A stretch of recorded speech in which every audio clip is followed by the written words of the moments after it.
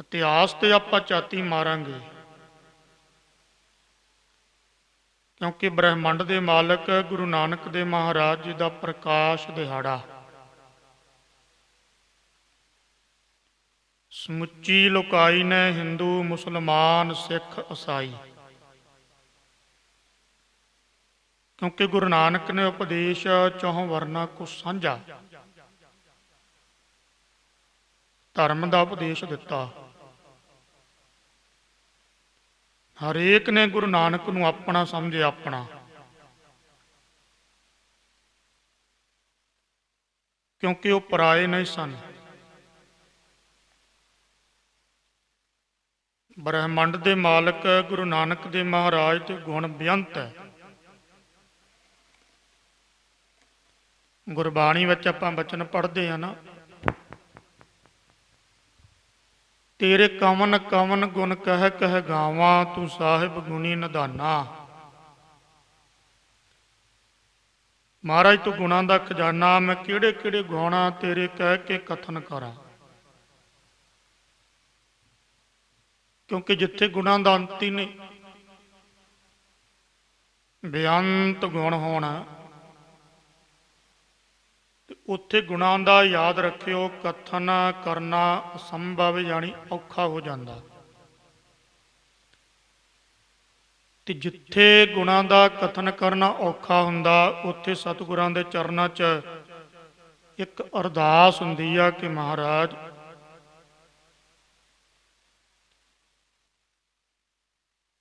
ਤੂੰ ਆਪਣੀ ਵਡਿਆਈ, ਆਪਣੀ ਉਪਮਾ, ਆਪਣੀ ਉਸਤਤ ਆਪ ਹੀ ਕਰਵਾ ਲਵੀਂ।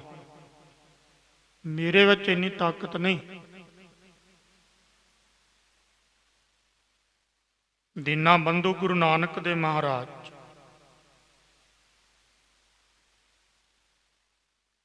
ਦਾ 550 ਸਾਲਾ ਪ੍ਰਕਾਸ਼ ਦਿਹਾੜਾ ਸਿੱਖ ਜਗਤ ਨੇ ਜਿੱਥੇ ਮਨਾਇਆ,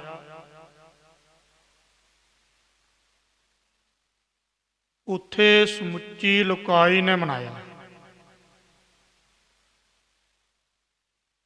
ਹੁਣ 552ਵਾਂ ਪ੍ਰਕਾਸ਼ ਦਿਹਾੜਾ ਗੁਰੂ ਨਾਨਕ ਦੇਵ ਮਹਾਰਾਜ ਦਾ ਆ ਰਿਹਾ। ਤੇ ਗੁਰੂ ਨਾਨਕ ਦੇਵ ਮਹਾਰਾਜ ਜੀ ਦੀ ਲੜੀਵਾਰ ਜਿਹੜੀ ਕਥਾ, ਇੱਕ ਲੜੀਵਾਰ ਕਥਾ ਨਾਨਕ ਪ੍ਰਕਾਸ਼, ਇਹ ਕਵੀ ਸੰਤੋਖ ਸਿੰਘ ਜੀ ਦੀ ਲਿਖਤ ਹੈ। ਭਾਈ ਬਾਲੇਵਾਲ ਸਾਖੀ, ਉਹਦੇ ਵਿੱਚੋਂ ਕਵੀ ਸੰਤੋਖ ਸਿੰਘ ਨੇ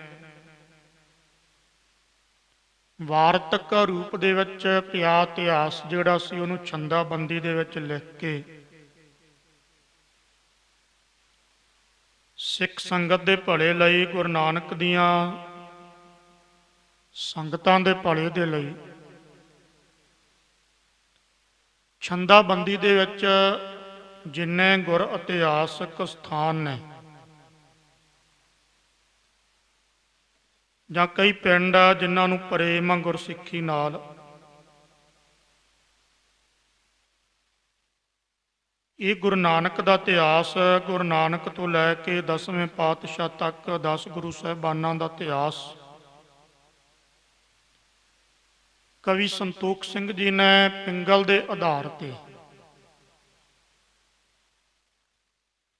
4 ਪੋਥੀਆਂ ਨਾਨਕ ਪ੍ਰਕਾਸ਼ ਦੀਆਂ ਲਿਖੀਆਂ, 9 ਪੋਥੀਆਂ 9 ਗੁਰੂ ਸਾਹਿਬਾਨਾਂ ਦਾ ਇਤਿਹਾਸ, ਇੱਕ ਪੋਥੀ ਦੇ ਵਿੱਚ 14ਵੀਂ ਦੇ ਵਿੱਚ ਥੋੜ੍ਹਾ ਜਿਹਾ ਵਿਦਾਂਤ ਦਾ ਜ਼ਿਕਰ ਕੀਤਾ। ਸੰਪਰਦਾਵਾਂ ਦੇ ਵਿੱਚ ਪੜ੍ਹਾਉਂਦੇ ਆ। ਮੇਨ ਮੰਨਿਆ ਜਾਂਦਾ ਵੀ ਉਹਦੇ ਵਿੱਚ, ਕਿਉਂਕਿ ਭਾਸ਼ਾ ਜਿਹੜੀ ਆ, ਭਾਸ਼ਾ ਕਵੀ ਸੰਤੋਖ ਜੀ ਨੇ ਬ੍ਰਿਜ ਭਾਸ਼ਾ, ਹਿੰਦੀ ਭਾਸ਼ਾ, ਉਰਦੂ, ਫਾਰਸੀ, ਗੁਰਮੁਖੀ, ਸਾਰੀ ਭਾਸ਼ਾ ਦਾ ਜ਼ਿਕਰ ਕੀਤਾ। ਉਹਦੇ ਨਾਲ ਗਿਆਨ ਵਿੱਚ ਵਾਧਾ ਹੁੰਦਾ।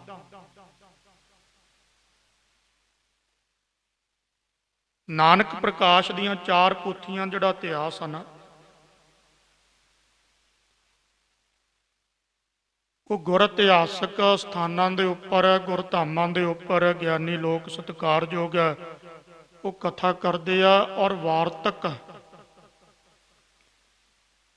ਵਾਰਤਕ ਇਤਿਹਾਸ ਹੁੰਦਾ ਵੀ ਜਿਵੇਂ ਆਪਾਂ ਪੜ੍ਹਦੇ ਹਾਂ। ਗੁਰੂ ਨਾਨਕ ਦੇਵ ਮਹਾਰਾਜ ਇੱਥੇ ਗਏ। ਗੁਰੂ ਨਾਨਕ ਦੇਵ ਮਹਾਰਾਜ ਦੇ ਨਾਲ ਭਾਈ ਮਰਦਾਨਾ, ਭਾਈ ਵਾਲਾ, ਸਿੱਧੇ ਰੂਪ ਵਿੱਚ ਮੈਂ ਕਹਿ ਦੇਵਾਂ ਵਿਸਾਖੀਆਂ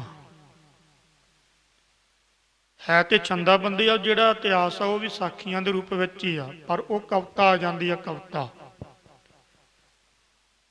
ਉਸ ਇਤਿਹਾਸ ਨੂੰ ਪੜ੍ਹਨ ਦੇ ਲਈ ਉਸਤਾਦਾਂ ਦੀ ਲੋੜ ਹੈ। ਗੁਣੀ ਗਿਆਨੀ ਜਿਹੜੇ ਬੁੱਧੀ ਜੀਵ ਆ ਉਹਨਾਂ ਦੀ ਲੋੜ ਹੈ।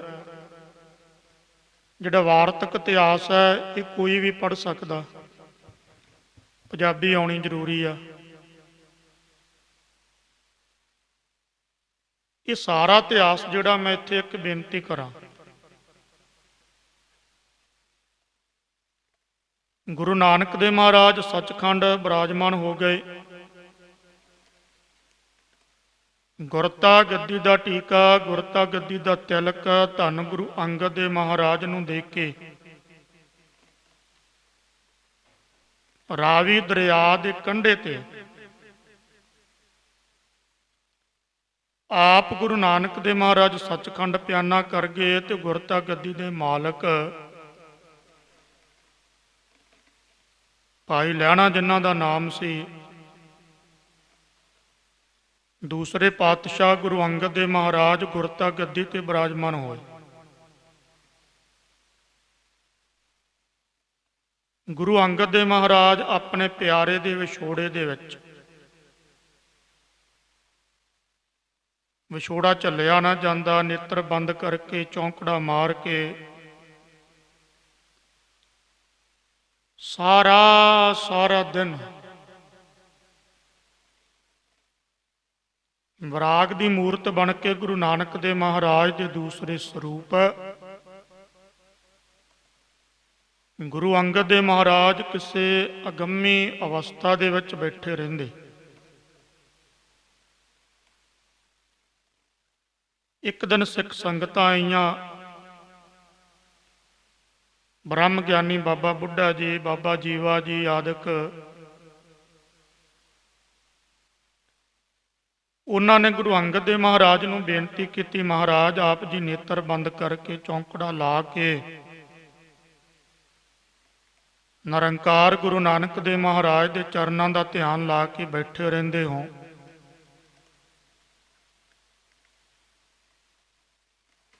ਪਰ ਸਿੱਖ ਸੰਗਤਾਂ ਜਿਹੜੀਆਂ ਆਉਂਦੀਆਂ ਦੂਰ ਦੁਰਾਡਿਓਂ, ਖਡੂਰ ਸਾਹਿਬ ਦੀ ਧਰਤੀ ਤੇ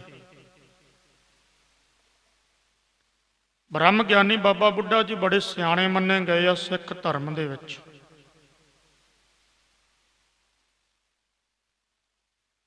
ਉਹਨਾਂ ਨੇ ਬੇਨਤੀ ਕੀਤੀ, ਗੁਰੂ ਅੰਗਦ ਗੁਰੂ ਨਾਨਕ ਸਰੂਪ ਆਪ ਸਾਰਾ ਦਿਨ ਚੌਂਕੜਾ ਲਾ ਕੇ ਗੁਰੂ ਨਾਨਕ ਦੇ ਕਮਲ ਸਰੀਖੇ ਚਰਨਾਂ ਦਾ ਧਿਆਨ ਲਾ ਕੇ ਬਹਿੰਦੇ,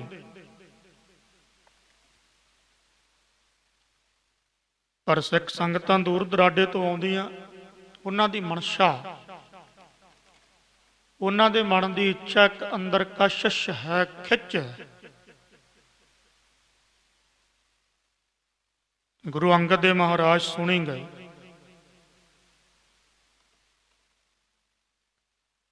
ਮਹਾਰਾਜ ਉਹਨਾਂ ਦੀ ਖਿੱਚ ਆ ਵੀ ਆਪ ਆਪਣੇ ਮੁਖਾਰ ਬਿੰਦ ਤੋਂ ਕੋਈ ਬਚਨ ਸੁਣਾਵੋ।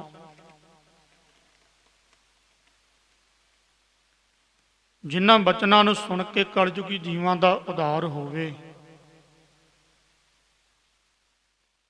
ਸੰਗਤਾਂ ਨੂੰ ਪਤਾ ਲੱਗਿਆ ਕਿ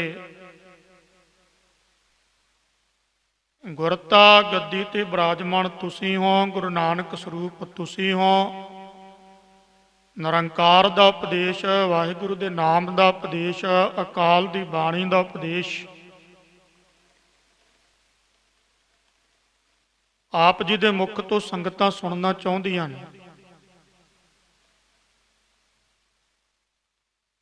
ਗੁਰੂ ਅੰਗਦ ਦੇਵ ਮਹਾਰਾਜ ਥੋੜਾ ਜਿਹਾ ਮੁਸਕਰਾਏ। ਬਾਬਾ ਬੁੱਢਾ ਜੀ ਨੂੰ ਮੁਸਕਰਾ ਕੇ ਕਹਿਣ ਲੱਗੇ, ਬ੍ਰਹਮ ਗਿਆਨੀ ਤਤ ਬੇਤੇ ਮਹਾਂਪੁਰਖੋ। ਬਾਬਾ ਬੁੱਢਾ ਜੀ, ਮੈਂ ਆਪਣੇ ਪਿਆਰੇ ਦੀ ਯਾਦ ਵਿੱਚ ਇੰਨਾ ਭਿੱਜਿਆ, ਜਿਸ ਵੇਲੇ ਪਿਆਰੇ ਦੀ ਯਾਦ ਵਿੱਚ ਭਿੱਜ ਜਾਣਾ ਮੈਨੂੰ ਤਾਂ ਕੁਛ ਯਾਦ ਹੀ ਨਹੀਂ ਰਹਿੰਦਾ। ਗੁਰੂ ਨਾਨਕ ਨਿਰਗੁਣ ਸਰੂਪ ਹੈ। ਗੁਰੂ ਨਾਨਕ ਨਿਰਗੁਣ ਸਰੂਪ ਦੇ ਚਰਨਾਂ ਦਾ ਧਿਆਨ ਸਰਗੁਣ ਰੂਪ ਦੇ ਵਿੱਚ ਵੀ ਮੈਂ ਦਰਸ਼ਨ ਕਰਦਾ ਰਹਿਣਾ, ਕਿਉਂਕਿ ਜਿਹੜਾ ਹੈ ਹੀ ਗੁਰੂ ਨਾਨਕ ਦਾ ਰੂਪ ਹੈ ਉਹ ਸਰਗੁਣ ਰੂਪ ਵਿੱਚ ਵੀ ਸਾਹਮਣੇ ਦਰਸ਼ਨ ਕਰਦਾ ਹੈ। ਇਤਿਹਾਸ ਇਹਨਾਂ ਗੱਲਾਂ ਦੀ ਗਵਾਹੀ ਭਰਦਾ ਹੈ।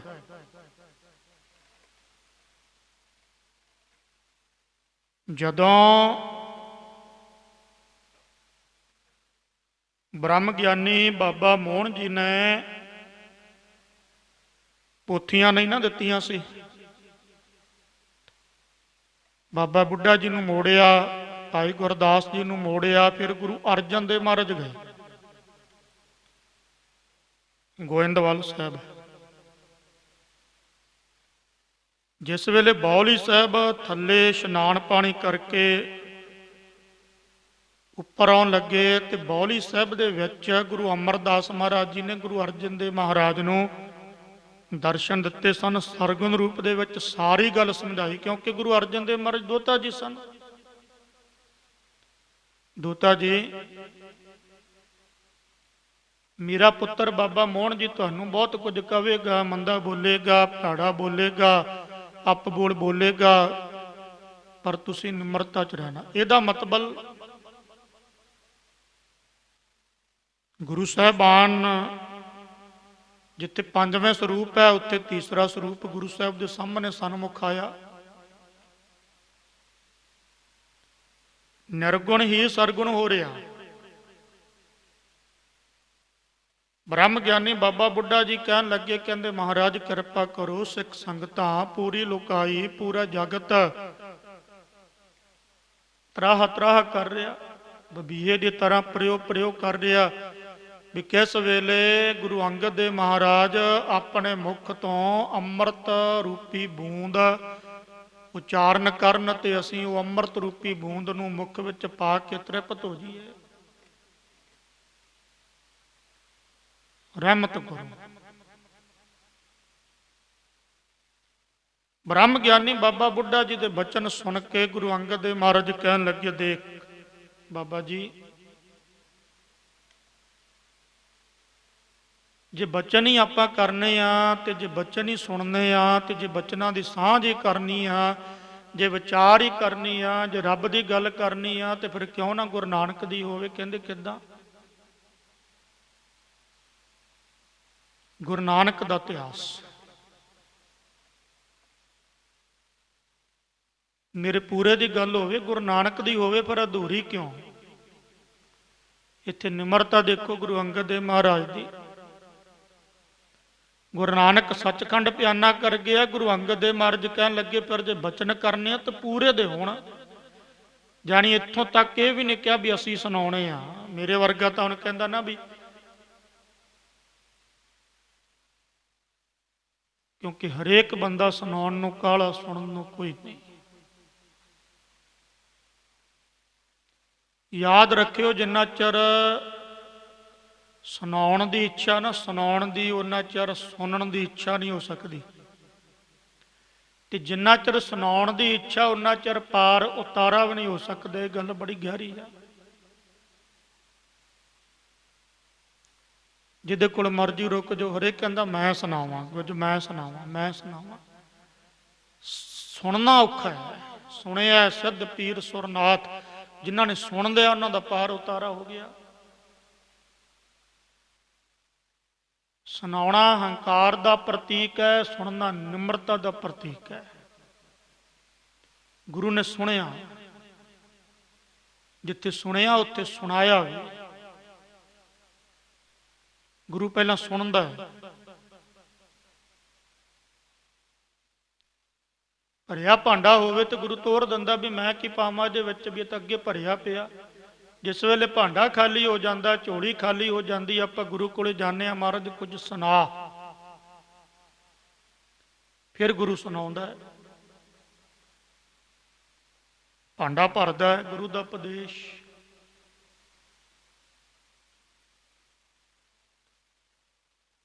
ਬ੍ਰਹਮ ਗਿਆਨੀ ਬਾਬਾ ਬੁੱਢਾ ਜੀ ਦੇ ਪਾਸੋਂ ਸੁਣ ਕੇ ਗੁਰੂ ਅੰਗਦ ਦੇਵ ਮਹਾਰਾਜ ਕਹਿਣ ਲੱਗੇ, ਬਾਬਾ ਜੇ ਬਚਨ ਹੀ ਕਰਨੇ ਆ, ਜੇ ਵਿਚਾਰ ਹੀ ਕਰਨੀ ਆ, ਤੇ ਫਿਰ ਗੁਰੂ ਨਾਨਕ ਦੀ ਕਿਉਂ ਨਾ ਹੋਵੇ। ਕਈ ਸਿੱਖਾਂ ਨੇ ਬੇਨਤੀ ਕੀਤੀ, ਮਹਾਰਾਜ ਰਾਏ ਭੋਏ ਦੀ ਤਲਵੰਡੀ ਗੁਰੂ ਨਾਨਕ ਦਾ ਇਲਾਹੀ ਮਿੱਤਰ, ਇਲਾਹੀ ਯਾਰ, ਗੁਰੂ ਨਾਨਕ ਦਾ ਪਿਆਰਾ, ਗੁਰੂ ਨਾਨਕ ਦਾ ਸੰਗੀ ਭਾਈ ਬਾਲਾ ਹੈ। ਉਹਨਾਂ ਨੂੰ ਸਾਰੇ ਗੁਰੂ ਨਾਨਕ ਦੇ ਇਤਿਹਾਸ ਦਾ ਪਤਾ, ਕਿਉਂਕਿ ਹੱਡ ਬੀਤੀਆਂ। ਮਹਾਰਾਜ ਕਹਿੰਦੇ ਭਾਈ ਬਾਲੇ ਨੂੰ ਸੱਦੋ। ਪਿਆਰ ਵਾਲੇ ਗੁਰੂ ਕੇ ਸਿੱਖ ਖਡੂਰ ਸਾਹਿਬ ਤੋਂ ਰਾਏ ਭੋਏ ਦੀ ਤਲਵੰਡੀ ਗਏ। ਭਾਈ ਬਾਲੇ ਨੂੰ ਮਿਲੇ। ਭਾਈ ਬਾਲਾ ਬੜਾ ਖੁਸ਼ ਹੋਇਆ ਵੀ ਮੈਨੂੰ ਗੁਰੂ ਅੰਗਦ ਨੇ, ਮੰਨ ਲਓ ਗੁਰੂ ਨਾਨਕ ਨੇ ਯਾਦ ਕੀਤਾ। ਰਾਏ ਭੋਏ ਦੀ ਤਲਵੰਡੀ ਤੋਂ ਭਾਈ ਬਾਲਾ ਆਇਆ ਤੇ ਗੁਰੂ ਅੰਗਦ ਦੇਵ ਮਹਾਰਾਜ ਜੀ ਦੇ ਆ ਕੇ ਦਰਸ਼ਨ ਕੀਤੇ। ਮਹਾਰਾਜ ਦੇ ਚਰਨਾਂ ਤੇ ਢਹਿ ਢੇਰੀ। ਗੁਰੂ ਅੰਗਦ ਦੇਵ ਮਹਾਰਾਜ ਨਿਮਰਤਾ ਦੇ ਪੁੰਜ ਸਨ। ਭਾਈ ਸਾਹਿਬ, ਭਾਈ ਬਾਲਾ ਜੀ, ਤੁਸੀਂ ਮੇਰੇ ਪਿਆਰੇ, ਮੇਰੇ ਪ੍ਰੀਤਮ, ਮੇਰੇ ਗੁਰੂ ਨਾਨਕ ਨਿਰੰਕਾਰ ਦੇ ਨਾਲ ਰਹੇ ਹੋ। ਮੇਰਾ ਫਰਜ਼ ਬਣਦਾ ਕਿ ਤੁਹਾਡੇ ਚਰਨਾਂ ਤੇ ਨਕ ਮਸਤਕ ਮੈਂ ਹੋਵਾਂ, ਮੱਥਾ ਮੈਂ ਟੇਕਾਂ, ਨਮਸਕਾਰ ਮੈਂ ਕਰਾਂ।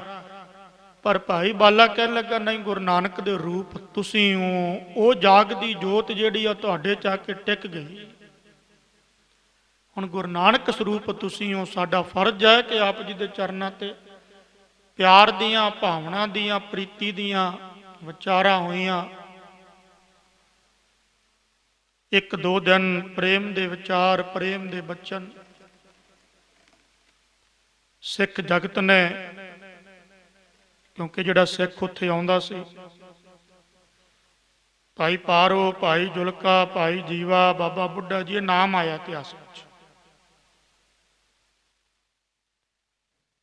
ਭਾਈ ਬਾਲੇ ਨੂੰ ਗੁਰੂ ਅੰਗਦ ਦੇਵ ਮਹਾਰਾਜ ਨੇ ਬੇਨਤੀ ਕੀਤੀ। ਜਿਸ ਵੇਲੇ ਬੇਨਤੀ ਦੀ ਗੱਲ ਕੀਤੀ ਨਾ, ਭਾਈ ਬਾਲਾ ਕਹਿਣ ਲੱਗਾ, ਨਹੀਂ ਮਹਾਰਾਜ, ਆਪ ਜੀ ਦਾ ਹੁਕਮ ਚਾਹੀਦਾ। ਭਾਈ ਬਾਲੇ, ਗੁਰੂ ਨਾਨਕ ਦਾ ਇਤਿਹਾਸ ਸੁਣਾ। ਗੁਰੂ ਨਾਨਕ ਨੇ ਜਿਸ ਤਰ੍ਹਾਂ ਕਲਯੁਗੀ ਜੀਵਾਂ ਦਾ ਉਧਾਰ ਕੀਤਾ, ਬ੍ਰਹਿਮੰਡ ਦਾ ਮਾਲਕ ਸੀ। ਜਦੋਂ ਇੰਨੇ ਬਚਨ ਕਹੇ ਤੇ ਭਾਈ ਬਾਲੇ ਦੇ ਨੇਤਰਾਂ ਦੇ ਵਿੱਚੋਂ ਵੀ ਡੋਕ ਹੰਝੂ ਡਿੱਗੇ। ਪਿਆਰੇ ਦੀ ਯਾਦ ਆ ਗਈ, ਪ੍ਰੀਤਮ ਦੀ ਯਾਦ ਆ ਗਈ। ਭਾਈ ਬਾਲਾ ਠੰਡਾ ਜਿਹਾ ਹੌਂਕਾ ਭਰ ਕੇ ਕਹਿਣ ਲੱਗਾ, ਗੁਰੂ ਅੰਗਦ ਦੇਵ ਮਹਾਰਾਜ, ਗੁਰੂ ਨਾਨਕ ਦੀਆਂ ਗੁਰੂ ਨਾਨਕ ਹੀ ਜਾਣੇ। ਗੁਰੂ ਨਾਨਕ ਦੀ ਆਮ ਬੰਦਾ ਤੇ ਕੀ, ਕੋਈ ਦੇਵੀ ਦੇਵਤਾ, ਕੋਈ ਸਤਪੁਰਸ਼, ਕੋਈ ਮਹਾਪੁਰਖ, ਕੋਈ ਤਤ ਬਿਤਾ, ਕੋਈ ਪੀਰ ਪਕੰਬਰ ਅਵਤਾਰ, ਗੁਰੂ ਔਲੀਆ ਵੀ ਨਹੀਂ ਜਾਣ ਸਕਦਾ। ਗੁਰੂ ਨਾਨਕ ਦੀਆਂ ਗੁਰੂ ਨਾਨਕ ਜਾਣੇ। ਬਾਲਿਆ ਸਾਡੇ ਤੇ ਕਿਰਪਾ ਕਰ। ਭਾਈ ਬਾਲਾ ਕਹਿਣ ਲੱਗਾ, ਮਹਾਰਾਜ ਆਪ ਜੀ ਦਾ ਹੁਕਮ ਹੋਵੇ ਨਾ, ਸਾਨੂੰ ਤਲਵੰਡੀ ਭੇਜੋ। ਤਲਵੰਡੀ ਜਾ ਕੇ ਗੁਰੂ ਨਾਨਕ ਦੀ ਜਨਮ ਪੱਤਰੀ ਆ, ਉਹ ਪੱਤਰੀ ਜਨਮ ਪਈ ਆ, ਜਨਮ ਪੱਤਰੀ ਗੁਰੂ ਨਾਨਕ ਦੇ ਚਾਚਾ ਜੀ ਬਾਬਾ ਲਾਲੂ ਜੀ, ਉਹਨਾਂ ਦੇ ਗ੍ਰਹਿ ਵਿਖੇ। ਗੁਰੂ ਅੰਗਦ ਦੇਵ ਮਹਾਰਾਜ ਕਹਿਣ ਲੱਗੇ, ਤੁਸੀਂ ਚਲੇ ਜਾਵੋ। ਗੁਰੂ ਅੰਗਦ ਦੇਵ ਮਹਾਰਾਜ ਜੀ ਨੇ ਭਾਈ ਬਾਲੇ ਦੇ ਨਾਲ ਭਾਈ ਲਾਲੂ ਪੰਨੂ ਨੂੰ ਭੇਜਿਆ। ਇਤਿਹਾਸ ਤੇ ਜੇ ਮੈਂ ਬਰੀਕੀ ਵਿੱਚ ਸੁਣਾਵਾਂ ਨਾ, ਬਰੀਕੀ ਤੋਂ ਅਰਥ ਕਵੀ ਸੰਤੋਖ ਸਿੰਘ ਨੇ ਕਦਮ ਦਰ ਕਦਮ, ਕਦਮ ਦਰ ਕਦਮ, ਕਦਮ ਦਰ ਕਦਮ, ਮੁੱਠੀ ਭਰ ਭਰ ਇਤਿਹਾਸ ਲਿਖਿਆ।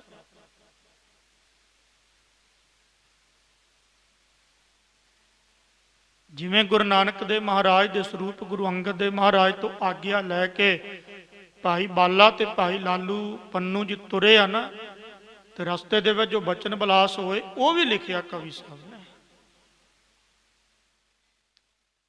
ਬਾ ਕਮਾਲ ਰਚਨਾ ਸੀ ਕਵੀ ਸੰਤੋਖ ਸਿੰਘ ਦੀ, ਬਾ ਕਮਾਲ, ਬਾ ਕਮਾਲ। ਗੁਰੂ ਨਾਨਕ ਦੀ ਰਹਿਮਤ ਆ ਉਹਨਾਂ ਤੇ, ਗੁਰੂ ਗੋਬਿੰਦ ਸਿੰਘ ਮਹਾਰਾਜ, ਗੁਰੂ ਗ੍ਰੰਥ ਸਾਹਿਬ ਮਹਾਰਾਜ ਦੀ ਰਹਿਮਤ। ਇੱਕ ਛੰਦ ਬਣਾਉਣਾ ਔਖਾ ਹੋ ਜਾਂਦਾ, ਇੱਕ ਕਵਿਤਾ ਬਣਾਉਣੀ ਔਖੀ ਹੋ ਜਾਂਦੀ। ਉਹਨਾਂ ਨੇ ਛੰਦਾਬੰਦੀ ਦੇ ਵਿੱਚ 14 ਪੋਥੀਆਂ ਲਿਖ ਦਿੱਤੀਆਂ। ਕੋਈ ਇਹ ਬਿਨਾਂ ਕਿਰਪਾ ਤੋਂ ਨਹੀਂ, ਬਿਨਾਂ ਰਹਿਮਤ ਬਖਸ਼ਿਸ਼ ਤੋਂ ਨਹੀਂ। ਤੁਰ ਪਏ ਭਾਈ ਬਾਲਾ ਤੇ ਭਾਈ ਪੰਨੂ ਜੀ। ਰਸਤੇ ਦੇ ਵਿੱਚ ਗੁਰੂ ਨਾਨਕ ਦੇ ਗੁਣ ਗਾਏ। ਰਾਏ ਭੋਏ ਦੀ ਤਲਵੰਡੀ ਪਹੁੰਚੇ, ਗੁਰੂ ਨਾਨਕ ਦੇਵ ਮਹਾਰਾਜ ਦੇ ਚਾਚਾ ਜੀ ਨੂੰ ਮਿਲੇ, ਬਾਬਾ ਲਾਲੂ ਜੀ ਸਤਿਕਾਰਯੋਗ। ਬਾਬਾ ਲਾਲੂ ਜੀ ਮਿਲੇ ਜਿਸ ਵੇਲੇ ਭਾਈ ਬਾਲਾ ਜੀ ਨੂੰ ਪਿਆਰ ਸਤਿਕਾਰ ਦੇ ਨਾਲ, ਪ੍ਰੇਮ ਦੇ ਨਾਲ ਬਾਬਾ ਲਾਲੂ ਜੀ ਨੇ ਪੁੱਛਿਆ ਗੁਰੂ ਨਾਨਕ ਦੀ ਗੁਰਤਾ ਗੱਦੀ ਤੇ ਕੌਣ ਆ? ਤੇ ਉਹਨਾਂ ਨੇ ਦੱਸਿਆ ਵੀ ਅੱਜ ਦੇ ਸਮੇਂ ਗੁਰੂ ਨਾਨਕ ਦੀ ਗੁਰਤਾ ਗੱਦੀ ਤੇ ਦੂਸਰੇ ਸਰੂਪ ਗੁਰੂ ਅੰਗਦ ਦੇਵ ਮਹਾਰਾਜ ਜੀ, ਉਹ ਬਿਰਾਜਮਾਨ ਆ ਖਡੂਰ ਸਾਹਿਬ ਦੀ ਧਰਤੀ ਤੇ। ਖਡੂਰ ਸਾਹਿਬ ਵੱਲ ਮੁੱਖ ਕਰਕੇ, ਜਾਣੀ ਚੜ੍ਹਦੇ ਵੱਲ ਮੁੱਖ ਕਰਕੇ ਬਾਬਾ ਲਾਲੂ ਜੀ ਨੇ ਮੱਥਾ ਟੇਕਿਆ, ਸਿਰ ਝੁਕਾਇਆ ਵੀ ਗੁਰੂ ਨਾਨਕ ਦੀ ਜੋਤ ਗੁਰੂ ਨਾਨਕ ਹੀ ਹੈ। ਭਾਈ ਬਾਲਾ ਜੀ ਹੁਕਮ, ਭਾਈ ਬਾਲਾ ਜੀ ਕਹਿਣ ਲੱਗੇ ਬਾਬਾ ਲਾਲੂ ਜੀ ਹੁਕਮ ਨਹੀਂ, ਬੇਨਤੀ ਆ, ਗੁਰੂ ਨਾਨਕ ਦੀ ਜਨਮ ਪੱਤਰੀ ਚਾਹੀਦੀ ਆ। ਇਤਿਹਾਸ ਇਸ ਗੱਲ ਦੀ ਗਵਾਹੀ ਦਿੰਦਾ ਕਿ ਜਿਸ ਵੇਲੇ ਇਹ ਗੱਲ ਕਹੀ ਭਾਈ ਬਾਲਾ ਜੀ ਨੇ, ਭਾਈ ਬਾਲਾ ਜੀ ਦੇ ਪਾਸੋਂ ਸੁਣ ਕੇ ਬਾਬਾ ਲਾਲੂ ਜੀ ਕਹਿਣ ਲੱਗੇ, ਦੇਖੋ ਭਾਈ ਬਾਲਾ ਜੀ, ਤੁਹਾਨੂੰ ਵੀ ਪਤਾ ਗੁਰੂ ਨਾਨਕ ਦੇ ਪਿਤਾ ਜੀ ਪਟਵਾਰੀ ਸਨ, ਤੇ ਜਿਹੜਾ ਗੁਰੂ ਨਾਨਕ ਦੇ ਪਿਤਾ ਦਾ ਪੁਸਤਕਾਲਿਆ ਕਹਿੰਦੇ ਆ ਵੀ ਜਿੱਥੇ ਬਹੁਤ ਜ਼ਿਆਦਾ ਕਿਤਾਬਾਂ ਆਦਿਕ ਪਈਆਂ ਹੋਣ, ਅੱਜ ਲਾਇਬ੍ਰੇਰੀ ਕਹਿ ਦਿੰਦੇ ਤੁਹਾਡੀ ਭਾਸ਼ਾ ਵਿੱਚ, ਅੰਗਰੇਜ਼ੀ 'ਚ, ਸਾਡੀ ਭਾਸ਼ਾ 'ਚ ਪੁਸਤਕਾਲਿਆ ਕਹਿ ਦਿੰਦੇ ਆ। ਪੁਸਤਕਾਲਿਆ 'ਚ ਦੇਖ ਲਵੋ, ਮਿਲਣੀ ਚਾਹੀਦੀ ਆ। ਇਤਿਹਾਸ ਦੱਸਦਾ ਕਿ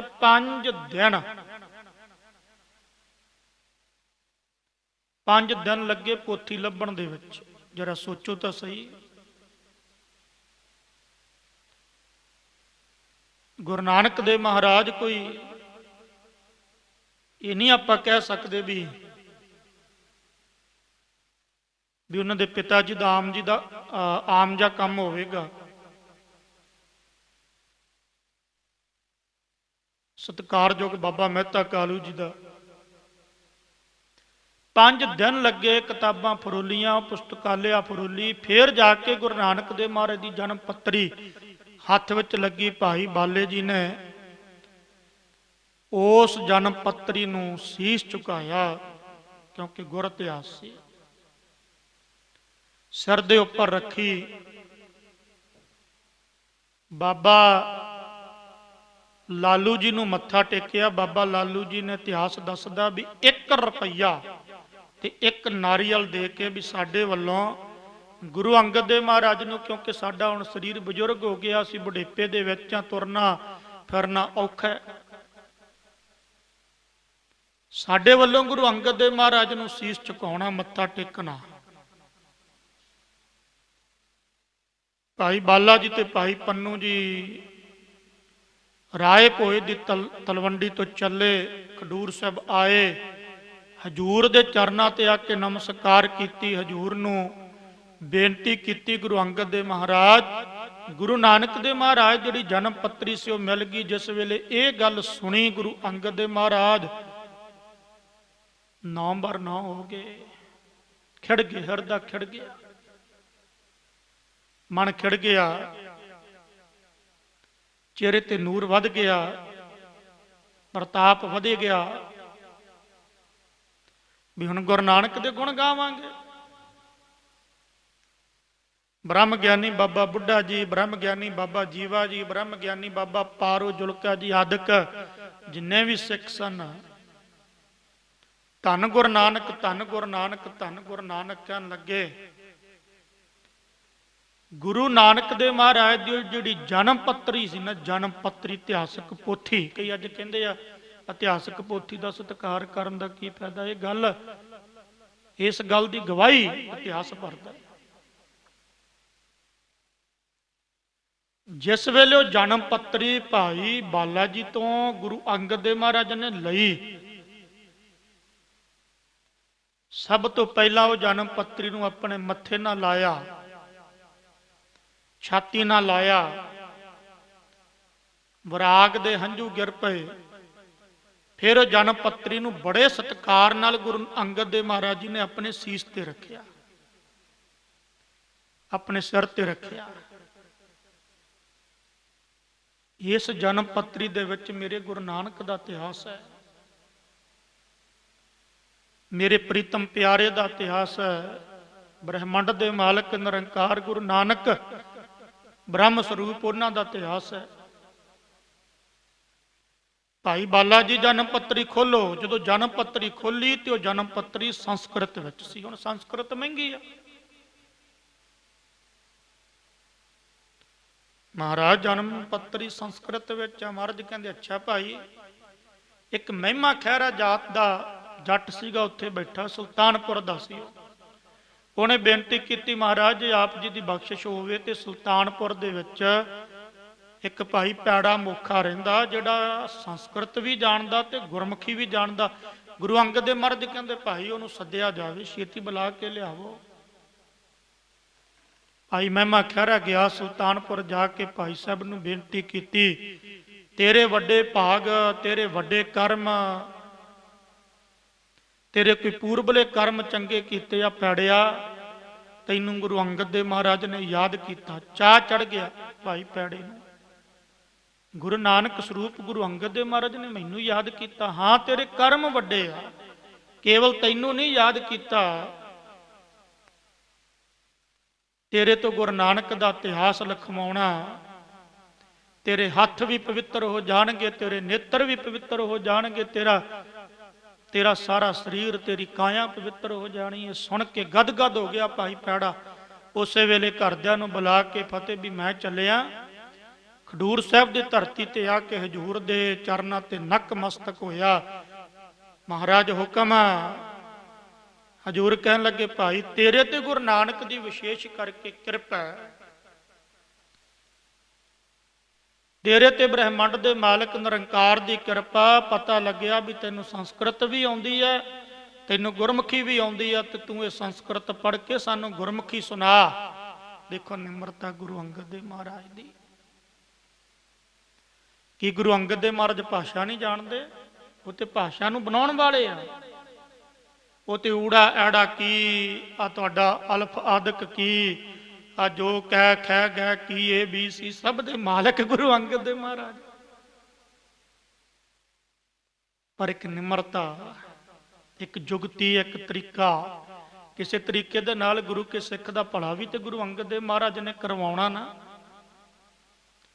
ਪੈੜਿਆ ਮਹਾਰਾਜ ਸਤ ਬਚਨ, ਤੂੰ ਸੰਸਕ੍ਰਿਤ ਸੁਣਾ। ਭਾਈ ਬਾਲਾ ਜੀ ਲਿਖਣਗੇ, ਭਾਈ ਪੈੜੇ ਨੇ ਸੰਸਕ੍ਰਿਤ ਨੂੰ ਗੁਰਮੁਖੀ ਦੇ ਵਿੱਚ ਉਚਾਰਨ ਕੀਤਾ ਤੇ ਭਾਈ ਬਾਲਾ ਜੀ ਨੇ ਲਿਖਿਆ। ਉਹ ਜਿਹੜੀ ਜਨਮ ਸਾਖੀ ਸੀ ਨਾ, ਹੁਣ ਭਾਈ ਬਾਲਾ ਜੀ ਦੀ ਜਨਮ ਸਾਖੀ ਤੋਂ ਜਿਹੜਾ ਸਾਰਾ ਇਤਿਹਾਸ ਛੰਦਾਬੰਦੀ ਦੇ ਵਿੱਚ ਕਵੀ ਸੰਤੋਖ ਸਿੰਘ ਜੀ ਨੇ ਦਰਜ ਕੀਤਾ। ਇੱਕ ਬੇਨਤੀ ਕਰਾਂ,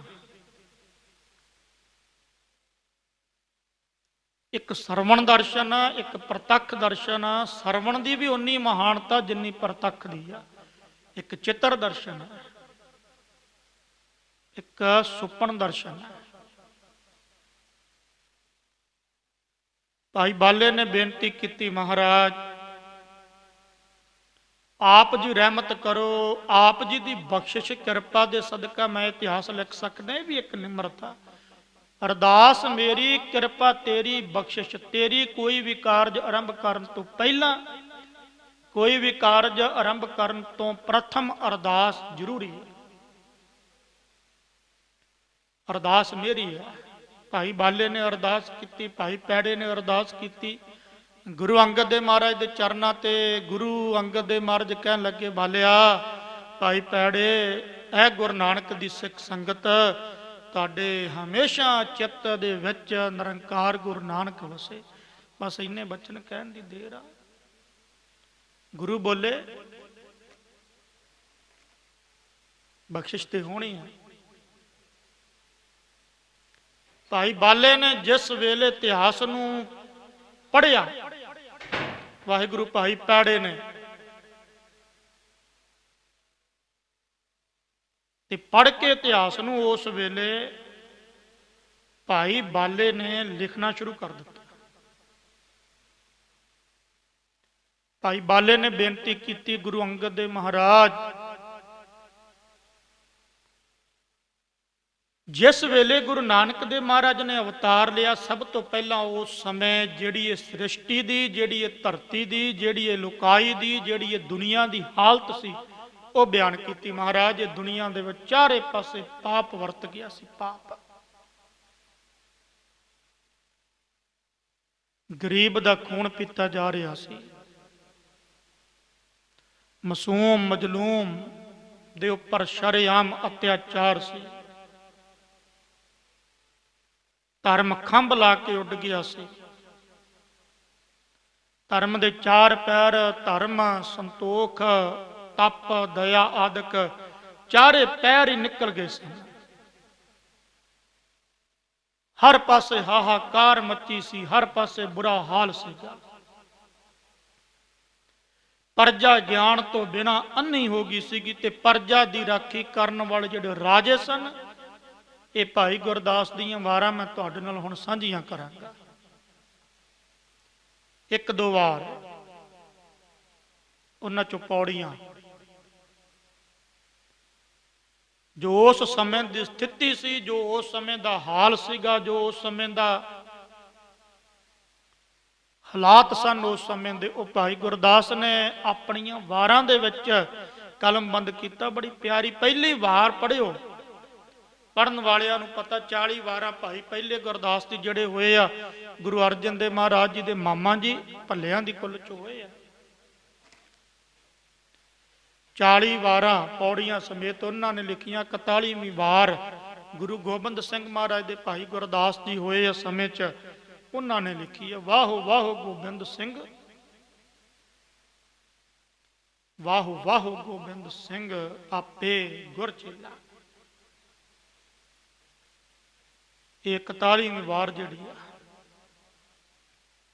ਪਹਿਲੀ ਵਾਰ ਦੀ ਵਿੱਚ ਜਦੋਂ ਆਪਾਂ ਪੜਾਂਗੇ ਤੇ ਪੌੜੀ ਆਉਂਦੀ ਆ। ਭਾਈ ਗੁਰਦਾਸ ਨੇ ਲਿਖਿਆ, ਉਹ ਕਹਿੰਦੇ, ਕਲ ਆਈ ਕੁੱਤੀ ਮੂਹੀ ਖਾਜ ਹੋਆ ਮਰਦਾਰ ਗੁਸਾਈ।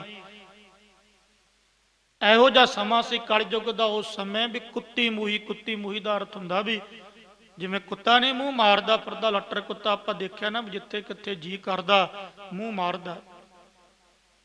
ਖਾਜ ਹੋਆ ਮੁਰਦਾਰ ਗੁਸਾਈ, ਮੁਰਦਾਰ ਦਾ ਅਰਥ ਹੁੰਦਾ ਵੀ ਮੁਰਦੇ ਨੂੰ ਖਾਣ ਦੇ ਸਮਾਨ ਬੰਦੇ ਹੋ ਗਏ ਸੀ।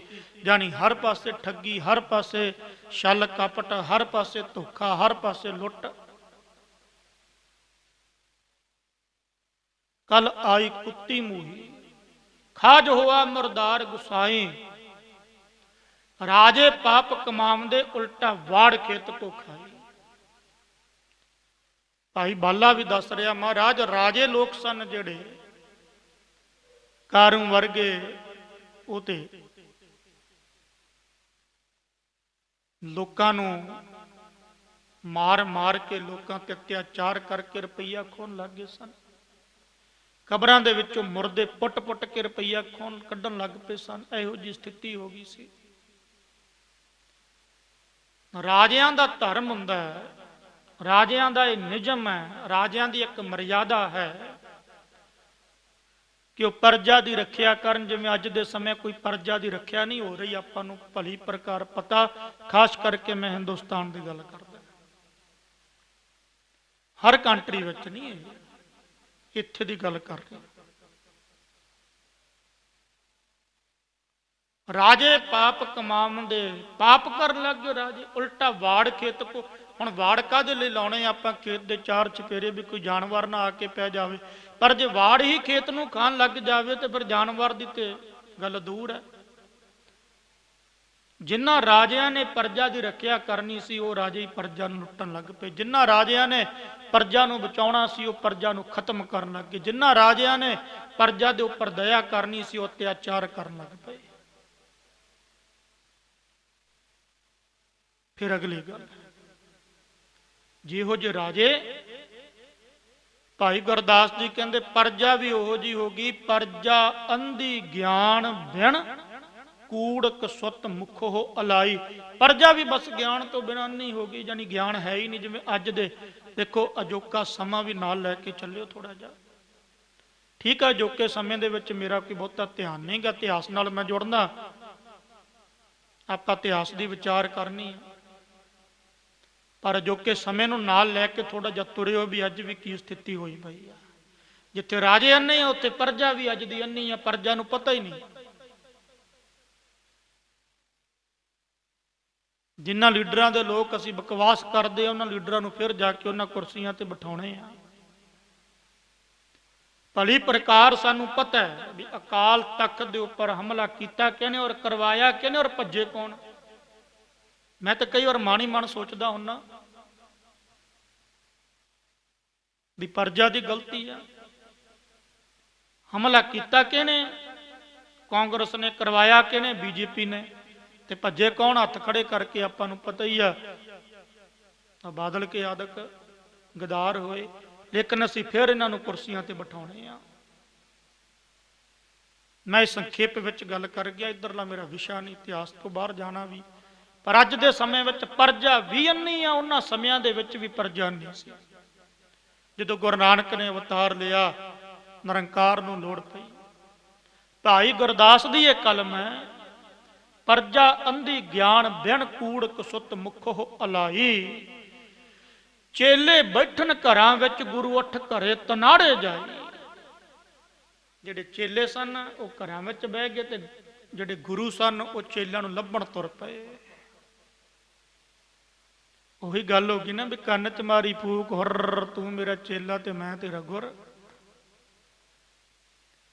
ਅਜੋਕਾ ਸਮਾਂ ਵੀ ਤੱਕ ਲਿਓ ਵੀ ਇੱਟ ਚੱਕਦੇ ਆ ਤੇ ਗੁਰੂ, ਹਰੇਕ ਗੁਰੂ ਬਣ ਕੇ ਬਹਿ ਗਿਆ, ਹਰੇਕ ਧਰਮ ਦੀ ਸਿੱਖਿਆ ਦੇਣ ਲੱਗ ਪਿਆ। ਹਰੇਕ ਕਹਿੰਦਾ ਮੈਂ ਤੁਹਾਨੂੰ ਸੱਚਖੰਡ ਦੀ ਟਿਕਟ ਦੇਵਾਂਗਾ। ਹਰੇਕ ਕਹਿਣ ਲੱਗਾ ਤੁਸੀਂ ਮੇਰੇ ਕੋਲੇ ਆਵੋ, ਤੁਹਾਨੂੰ ਨਿਰੰਕਾਰ ਨਾਲ ਮੈਂ ਮਿਲਾਵਾਂਗਾ। ਮੇਰੇ ਤੋਂ ਇਲਾਵਾ ਤੁਹਾਨੂੰ ਨਿਰੰਕਾਰ ਦੇ ਨਾਲ ਆ ਕਾਵਾਂ ਰੌਲੀ ਜੀ ਪੈ ਗਈ, ਐਂ ਸਮਝ ਲਓ ਕਾਵਾਂ ਰੌਲੀ।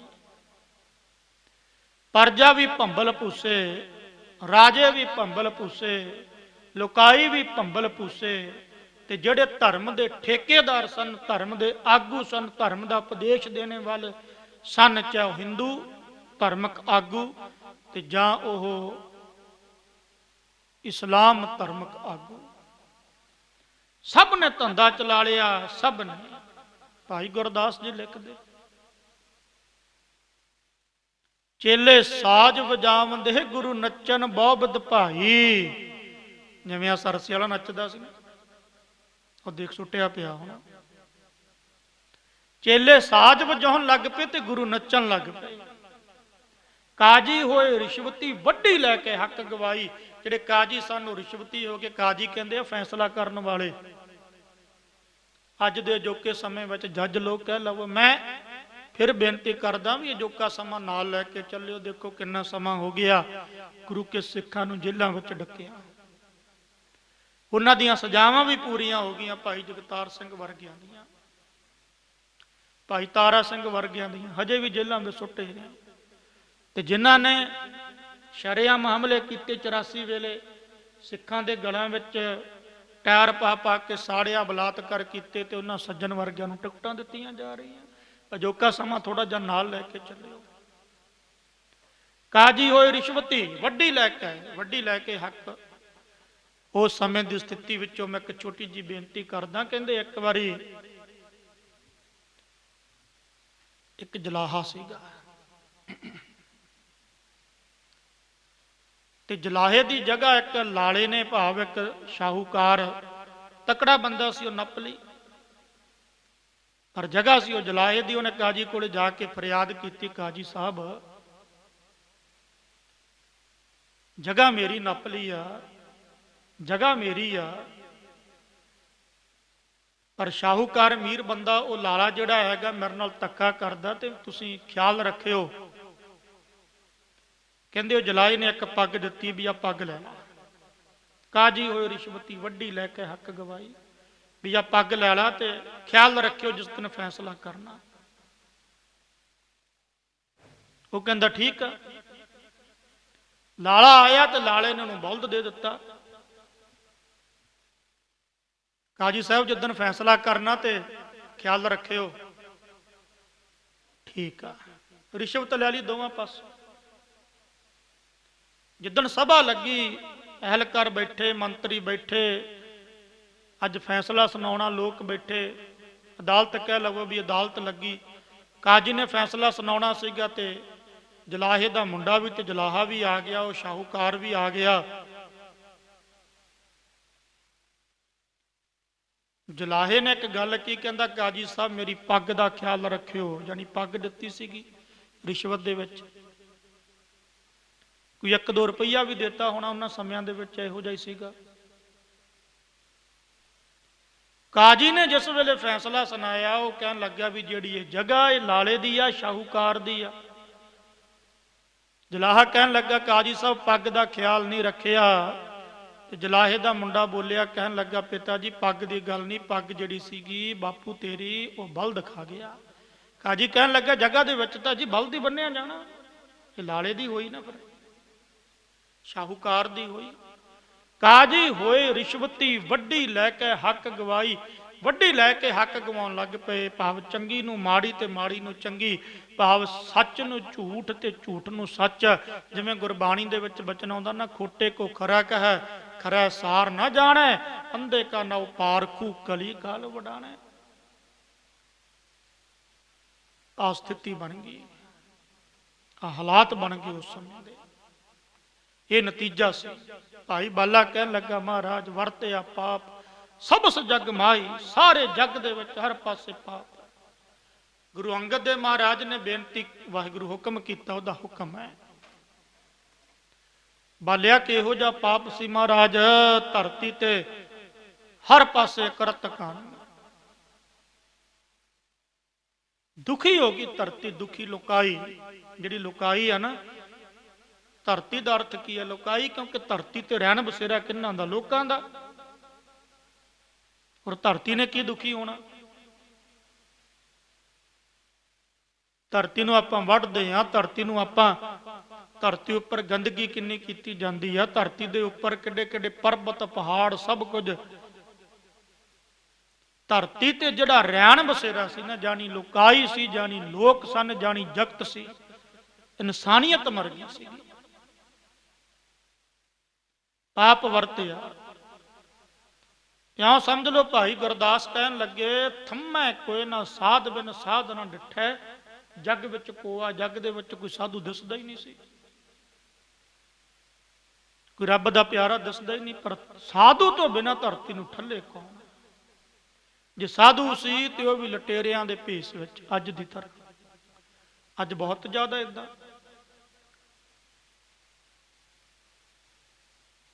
लुकाई ने अरदास की, बेनती की, जोदड़ी की, जिन्हां लोकां ते अत्याचार बहुत ज्यादा हो रहा सी। क्योंकि गुरु तो सुनता ही है ना, परमेश्वर निरंकार तो सुनता ही है। अत्याचार वधिया जिस वेले, उस वेले ही कोई पीर पकंबर अवतार औलिया आया। इतिहास इस गल की गवाही देता। हुण भी आउण दा समा ही है। भी मैं कहना हुन्ना कि जिहड़ा जो कुछ हो ही जाता ना, आपां देख रहे हैं, ये इशारा दे रहा, ये एक प्रतीक है। कोई रब दा प्यारा, कोई रंगी हुई रूह, कोई तत्त बेता ब्रह्म ज्ञानी महापुरुष संत सिपाही बाबा जरनैल वर्गा कोई उतरेगा। देख रहे हैं आप सब कुछ जो हो रहा। ਖਾਲਸੇ ਰਾਜ ਦੀਆਂ ਨਿਸ਼ਾਨੀਆਂ ਇਹ ਯਾਦ ਰੱਖਿਓ। ਅਤਿਆਚਾਰ ਤੋਂ ਬਿਨਾਂ ਕੋਈ ਸਾਧੂ ਮਹਾਂਪੁਰਖ ਧਰਤੀ ਦਾ ਭਲਾ ਕਰ ਨਹੀਂ ਆਉਂਦਾਗਾ। ਅਕਸਰ ਲੋੜ ਹੀ ਉਦੋਂ ਪੈਣੀ ਆ, ਵੈਸੇ ਥੋੜੀ ਲੋੜ ਆ। ਆਪਾਂ ਸਕੂਲਾਂ ਦੇ ਵਿੱਚ ਦੇਖਦੇ ਹਾਂ ਵੀ ਜਦੋਂ ਕਾਲਜਾਂ ਦੇ ਵਿੱਚ ਜਾਂ ਸਕੂਲਾਂ ਦੇ ਵਿੱਚ ਜ਼ਿਆਦਾ ਵਿਦਿਆਰਥੀ ਤੰਗ ਕਰਨ ਕਲਾਸ ਦੇ ਵਿੱਚ, ਫਿਰ ਕਹਿੰਦੇ ਵੀ ਉਹਨੂੰ ਬਦਲ ਕੇ ਟੀਚਰ ਲਾ ਦਿਓ ਵੀ ਇਹ ਸੂਤ ਨਹੀਂ ਆਉਂਦੇ। ਇਹੀ ਗੱਲ ਆ ਨਾ, ਟੀਚਰ ਬਦਲ ਦਿਓ, ਪ੍ਰਿੰਸੀਪਲ ਬਦਲ ਦਿਓ, ਆਹੀ ਗੱਲ ਆ।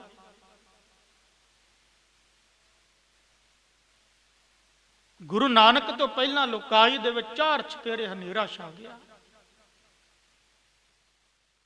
ਲੋਕਾਈ ਨੇ ਅਰਦਾਸਾਂ ਕੀਤੀਆਂ, ਨਿਰੰਕਾਰ ਨੇ ਧਰਤੀ ਦੀ ਅਰਦਾਸ ਸੁਣੀ। ਉਹ ਕਹਿਣ ਲੱਗਾ ਮੈਨੂੰ ਇੱਕ ਗੱਲ ਦੱਸ, ਨੀ ਧਰਤੀਏ ਨੀ ਭੂਮੀਏ, ਤੈਨੂੰ ਭਾਰ ਕਿਹਦਾ? ਭਾਈ ਗੁਰਦਾਸ ਨੇ ਬੜੇ ਪਿਆਰੇ ਬਚਨ ਲਿਖੇ ਆ। ਧਰਤੀ ਕਹਿੰਦੀ ਨਾ ਤਸ ਭਾਰੇ, ਪਰਬਤਾਂ ਅਸਮਾਨ ਖਹੰਦੇ ਨਾ ਤਸ ਭਾਰੇ, ਕੋਟ ਗੜ ਕਰ ਬਾਰ ਦਸੰਦੇ ਨਾ ਤਸ ਭਾਰੇ, ਸਾਇਰਾ ਨਦ ਵਾਹ ਵਹੰਦੇ ਭਾਰੇ, ਭੂਈ ਅਕਰਤ ਕਣ ਮੰਦੇ ਹੁੰਦੇ। ਜਿਹੜੇ ਪਰਬਤ ਆ ਨਾ, ਅਸਮਾਨਾਂ ਨੂੰ ਕਹਿੰਦੇ ਆ, ਵੱਡੇ ਵੱਡੇ ਹਿਮਾਲਿਆ ਦੇ ਚੋਟੀਆਂ। ਫਿਰ ਘਰ ਬਾਰ ਇਹ ਕੋਟ, ਕੋਟ ਕਹਿੰਦੇ ਆ ਕਿਲਿਆਂ ਨੂੰ, ਵੱਡੇ ਵੱਡੇ ਗੜ। ਫਿਰ ਆ ਦਰਖਤ, ਫਿਰ ਆ ਸਮੁੰਦਰ, ਫਿਰ ਆ ਨਦ ਨਦੀਆਂ, ਫਿਰ ਬਨਸਪਤੀ ਦਰਖਤ ਆਦਿਕ, ਮੈਨੂੰ ਇਹਨਾਂ ਦਾ ਭਾਰ ਨਹੀਂ। ਫਿਰ ਭੂਮੀਆਂ ਤੈਨੂੰ ਭਾਰ ਕਿਹਦਾ? ਕਹਿੰਦੀ ਭਾਰੇ ਭੂਈ ਅਕਰਤ ਕਣ ਮੰਦੀ ਹੂੰ ਮੰਦੇ। ਇੱਕ ਗੱਲ ਯਾਦ ਰੱਖਿਓ, ਮੈਂ ਇੱਥੇ ਸੰਖੇਪ ਵਿੱਚ ਬੇਨਤੀ ਕਰ ਦੇਵਾਂ, ਸਭ ਤੋਂ ਵੱਡਾ ਪਾਪੀ ਦੁਨੀਆ ਦੇ ਵਿੱਚ ਇਤਿਹਾਸਕ ਗ੍ਰੰਥਾਂ ਨੇ, ਸਾਡੇ ਜਿਹੜੇ ਪੀਰ ਪਕੰਬਰ ਆ ਉਹਨਾਂ ਨੇ ਮੰਨਿਆ ਕਿ ਜਿਹੜਾ ਅਕਰਤ ਕਣ ਬੰਦਾ ਤੇ ਵਿਸ਼ਵਾਸਘਾਤੀ, 2 ਕੈਟਾਗਰੀ ਦੇ, ਤੁਹਾਡੀ ਅੰਗਰੇਜ਼ੀ ਵਿੱਚ ਅੱਜ ਕੈਟਾਗਰੀ, 2 ਤਰ੍ਹਾਂ ਦੇ ਬੰਦੇ ਮੰਨੇ ਆ। ਸਭ ਤੋਂ ਵੱਡੇ ਪਾਪੀ,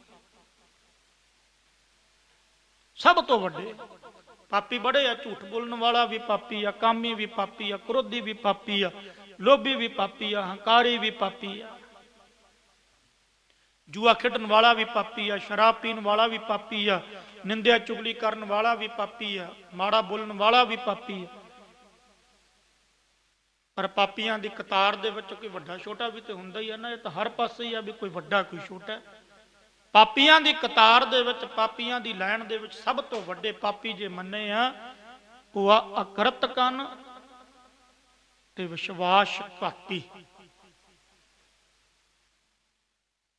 ਸਭ ਤੋਂ ਵੱਡੇ ਭਾਈ ਗੁਰਦਾਸ ਨੇ ਲਿਖਿਆ, ਵਿਸ਼ਵਾਸਘਾਤੀ ਅਕਰਤ ਕਣ ਪਾਪੀ ਹਤਿਆਰੇ।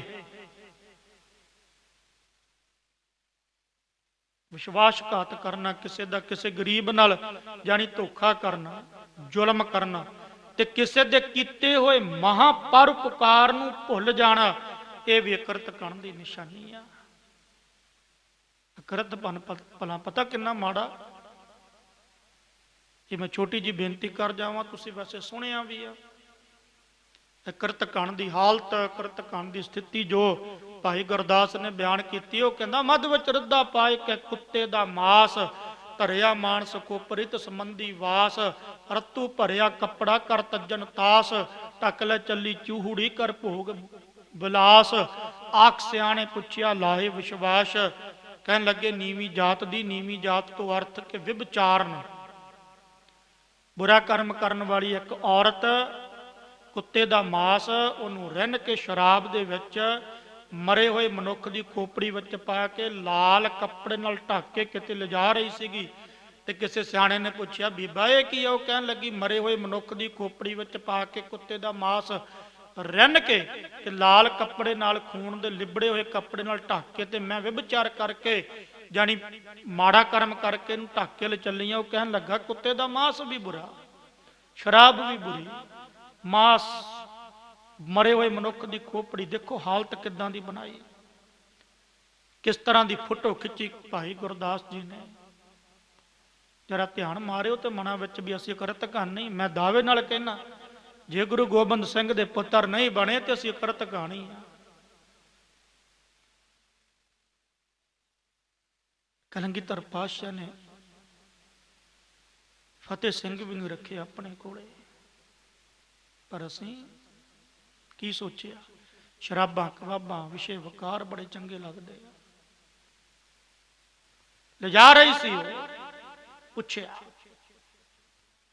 ਉਹ ਕਹਿਣ ਲੱਗੀ ਆ ਕੁਝ ਆ ਤੇ ਆਖ ਸਿਆਣੇ ਪੁੱਛਿਆ ਲਾਹੇ ਵਿਸ਼ਵਾਸ। ਉਹ ਕਹਿਣ ਲੱਗਾ ਸਭ ਕੁਝ ਗੰਦਾ, ਢਕਣ ਦੀ ਲੋੜ ਕੀ ਪੈ ਗਈ। ਪਰ ਉਹ ਕਹਿਣ ਲੱਗੀ ਨਦਰੀ ਪਵੈ ਕਰਤ ਕਾਣ ਮਤ ਹੋਏ ਵਿਨਾਸ਼।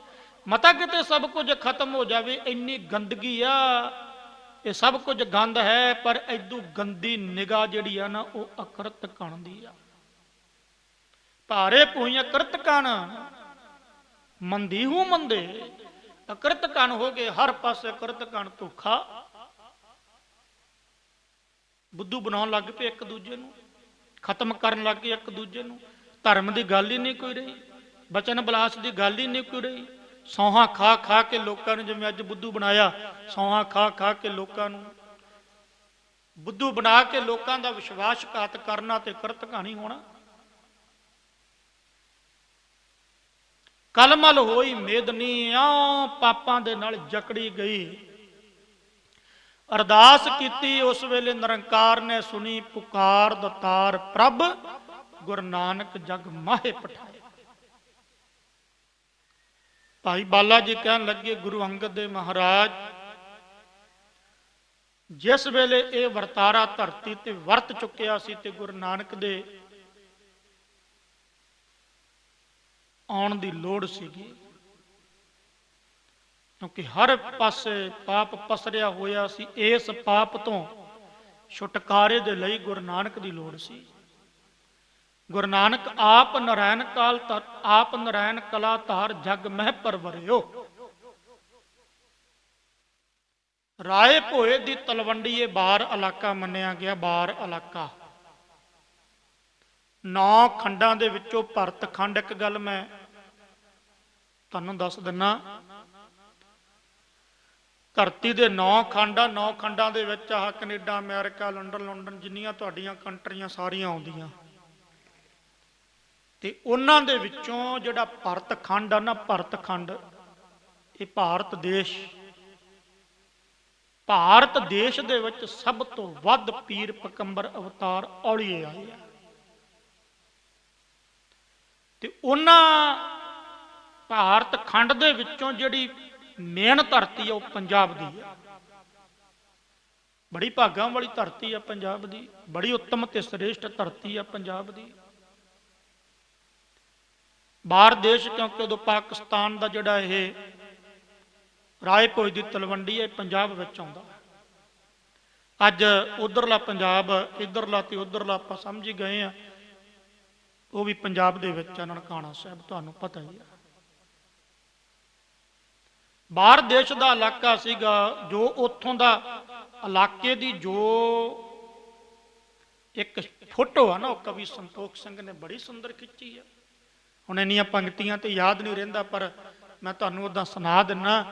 ਕਹਿਣ ਲੱਗੇ ਵੀ ਇੱਕ ਪਾਸੇ ਦਰਿਆ ਵਗਦਾ ਸੀ, ਠੰਡੀਆਂ ਹਵਾਵਾਂ ਆਉਂਦੀਆਂ ਸੀ, ਦੂਜੇ ਪਾਸੇ ਉੱਚੀਆਂ ਉੱਚੀਆਂ ਚੋਟੀਆਂ ਸਨ। ਉੱਥੋਂ ਦੇ ਲੋਕ ਬੜੇ ਚੰਗੇ ਸਨ। ਉੱਥੇ ਜੋ ਵੀ ਕੋਈ ਰਾਹੀ ਲੰਘਦਾ ਤੇ ਰਾਹੀ ਲੰਘ ਕੇ ਕਹਿੰਦੇ ਇੱਕ ਵਾਰੀ ਗੀੜਾ ਖਾ ਕੇ ਉੱਥੇ ਹੀ ਬਹਿ ਜਾਂਦਾ, ਮਾਨੋ ਸਵਰਗਾਂ ਵਰਗੀ ਧਰਤੀ ਸੀ, ਮਾਨੋ ਕਿ ਏਦਾਂ ਹੈ। ਫਿਰ ਗੁਰੂ ਨਾਨਕ ਨੇ ਆਉਣਾ ਸੀ ਭਾਈ।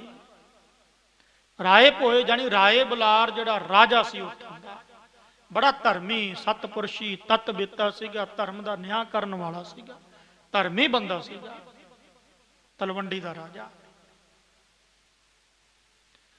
ਤਲਵੰਡੀ ਦੇ ਰਾਜੇ ਨੇ ਹਰ ਪਾਸੇ ਧਰਮ ਨੂੰ ਮੁੱਖ ਰੱਖ ਕੇ ਧਰਮ ਦਾ ਨਿਆਂ ਕਰਨਾ ਰਾਏ ਬਲਾਰ ਨੇ। ਤੇ ਰਾਏ ਬਲਾਰ ਜਾਨੀ ਤਲਵੰਡੀ ਦੇ ਵਿੱਚ ਸਤਿਕਾਰਯੋਗ ਬਾਬਾ ਸ਼ਿਵ ਰਾਮ ਜੀ ਰਹਿੰਦੇ ਸਨ। ਉਹਨਾਂ ਦੇ ਘਰ ਵਿਖੇ 2 ਸੁਪੁੱਤਰਾਂ ਨੇ ਜਨਮ ਲਿਆ। ਸਤਿਕਾਰਯੋਗ ਬਾਬਾ ਮਹਿਤਾ ਕਲਿਆਣ ਦਾਸ ਜੀ, ਇਹ ਪਟਵਾਰੀ ਸਨ, ਤਾਈਓ ਇਹਨਾਂ ਨੂੰ ਮਹਿਤਾ ਜੀ ਕਹਿੰਦੇ ਸਨ। ਮਹਿਤੇ ਦਾ ਅਰਥ ਆ ਪਟਵਾਰੀ। ਰਾਏ ਬਲਾਰ ਰਾਜੇ ਦਾ ਪਟਵਾਰੀ ਸੀ। ਤੇ ਇਤਿਹਾਸ ਦੱਸਦਾ ਵੀ ਪਟਵਾਰੀ ਵੀ 500 ਪਿੰਡਾਂ ਦਾ ਸੀ। ਗੁਰੂ ਨਾਨਕ ਦੇ ਸਤਿਕਾਰਯੋਗ ਪਿਤਾ ਜੀ ਕੋਈ ਏਦਾਂ ਨਹੀਂ ਬਈ ਛੋਟੇ ਮੋਟੇ ਪਟਵਾਰੀ ਸਨ, ਗੱਲ ਹੱਕ ਦੀ ਕਰਦੇ ਸਨ, ਧਰਮੀ ਸੀ, ਧਰਮ ਦੀ ਪੂਜਾ ਕਰਦੇ ਸਨ। ਤੇ ਦੂਸਰਾ ਬਾਬਾ ਸ਼ਿਵ ਰਾਮ ਜੀ ਦੇ ਪੁੱਤਰ ਹੋਇਆ ਬਾਬਾ ਲਾਲੂ ਜੀ, ਬਾਬਾ ਕਲਿਆਣ ਦਾਸ ਜੀ ਦੇ ਛੋਟੇ ਭਰਾ। ਇਹ ਦੁਕਾਨ ਦਾ ਕੰਮ ਕਰਦੇ ਸੀ, ਉੱਥੇ ਖੱਤਰੀ ਸਨ।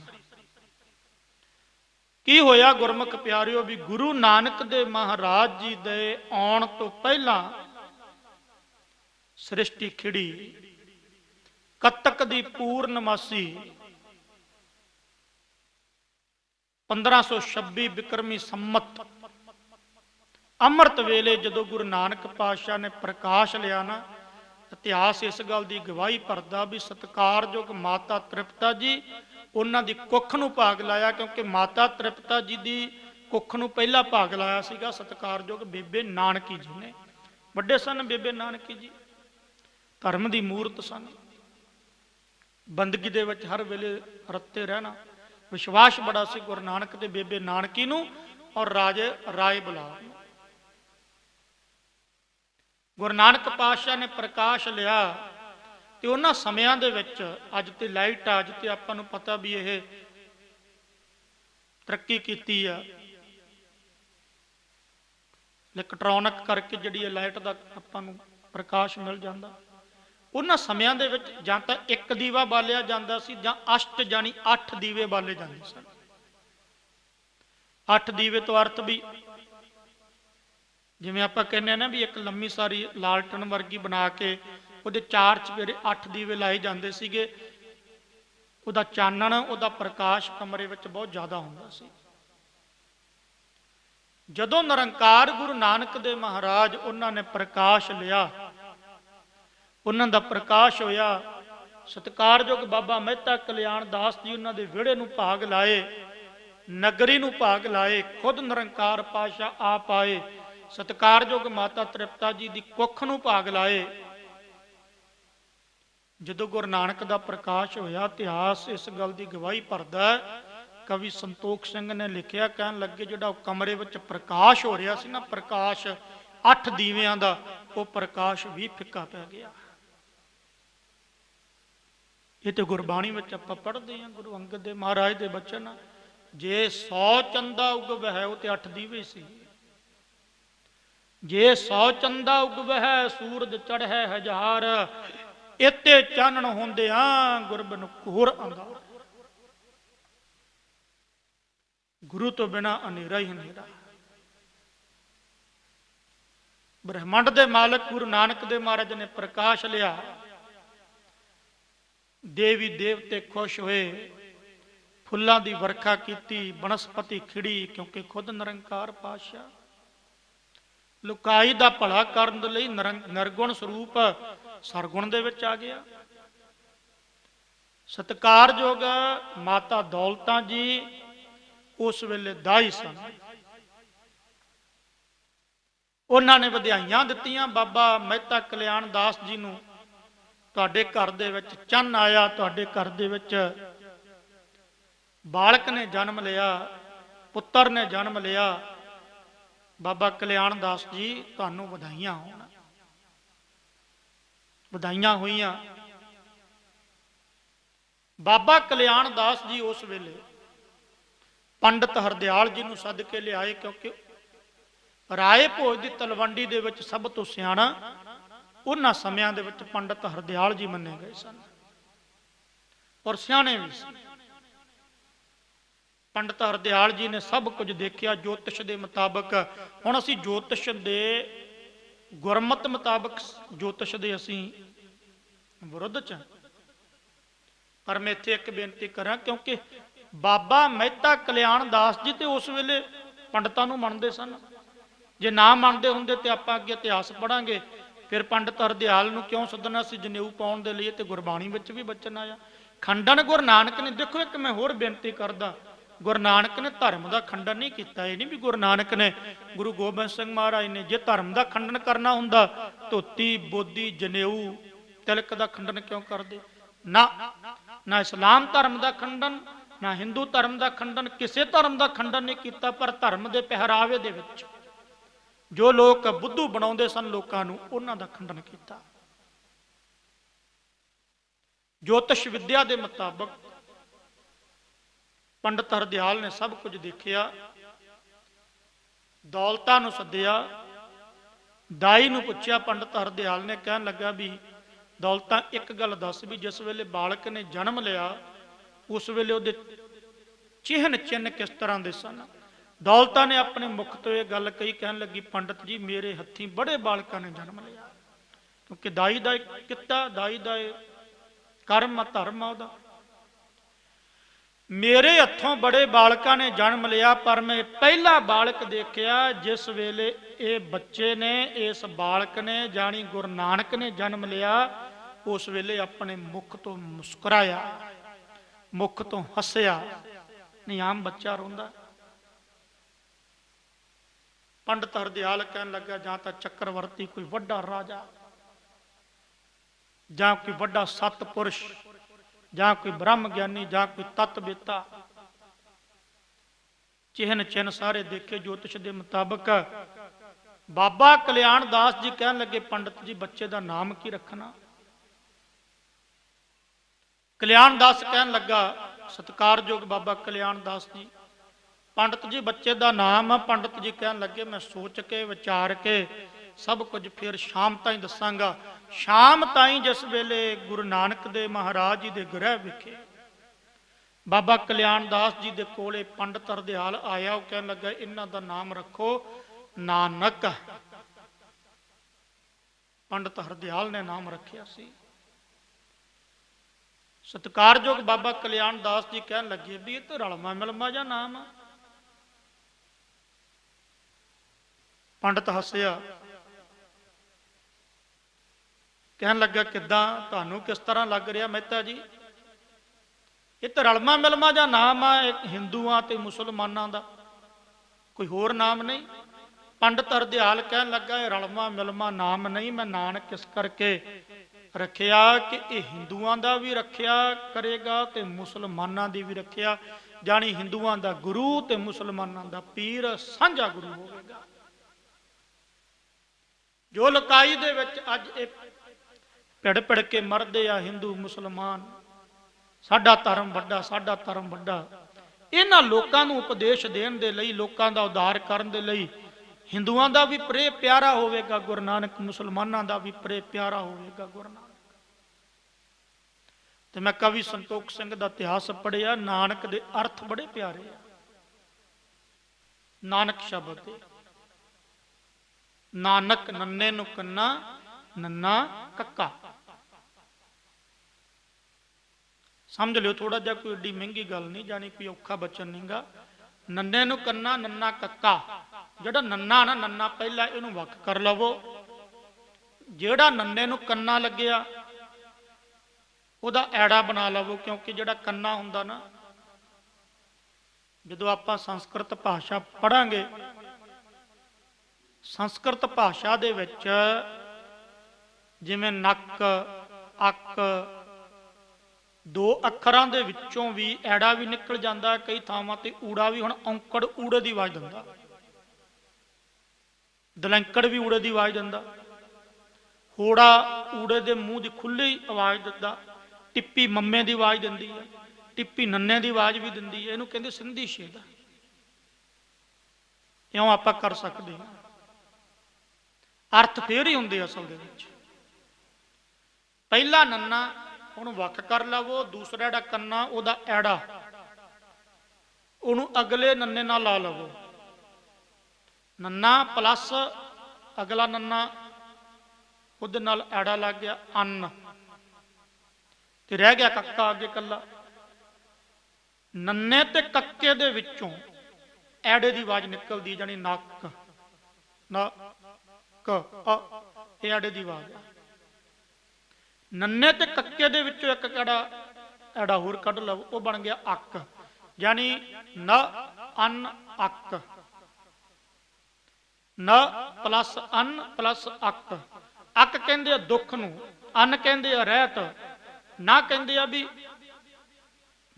ਵਿਸ਼ੇਸ਼ ਕਰਕੇ, ਜਿਹਨੂੰ ਕਹਿੰਦੇ ਨਿਸ਼ਚੈ ਪੂਰਵਕ। ਜਿਹੜੇ ਗੁਰੂ ਨਾਨਕ ਆ, ਅੱਕ ਦੁੱਖ ਤੋਂ ਰਹਿਤ ਹੈ, ਅੰਨ ਹੋਰ ਤਰ੍ਹਾਂ ਦੇ ਜਿੰਨੇ ਦੁੱਖ ਆ ਉਹਨਾਂ ਨੂੰ ਕਿਸੇ ਤਰ੍ਹਾਂ ਦਾ ਕੋਈ ਵੀ ਨਾ ਕਹਿੰਦੇ ਆ ਰਹਿਤ ਦੁੱਖ ਨਹੀਂ ਲੱਗ ਸਕਦਾ ਵਿਸ਼ੇਸ਼ ਕਰਕੇ।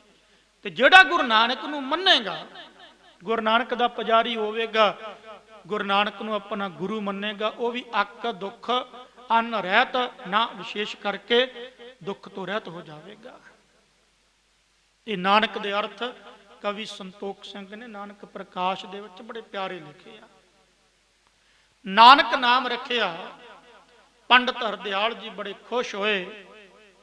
ਬਾਲਾ ਪ੍ਰੀਤਮ ਗੁਰੂ ਨਾਨਕ ਦੇ ਮਹਾਰਾਜ ਮਾਤਾ ਦੀ ਗੋਦ ਦਾ ਨਿੱਘ ਮਾਨਣ ਲੱਗੇ। ਸਮੇਂ ਨੇ ਆਪਣਾ ਕਦੇ ਸਮਾਂ ਬਦਲਿਆ ਨਹੀਂ, ਸਮੇਂ ਨੂੰ ਰੁੱਖ ਨਹੀਂ ਬਦਲੇ, ਕਦੇ ਸਮਾਂ ਕਰਵਟ ਵਿੱਚ ਹਾਂ ਹੁੰਦਾ ਜ਼ਰੂਰ ਆ, ਪਰ ਇਹ ਨਹੀਂ ਵੀ ਸਮਾਂ ਰੁਕ ਜਾਵੇ।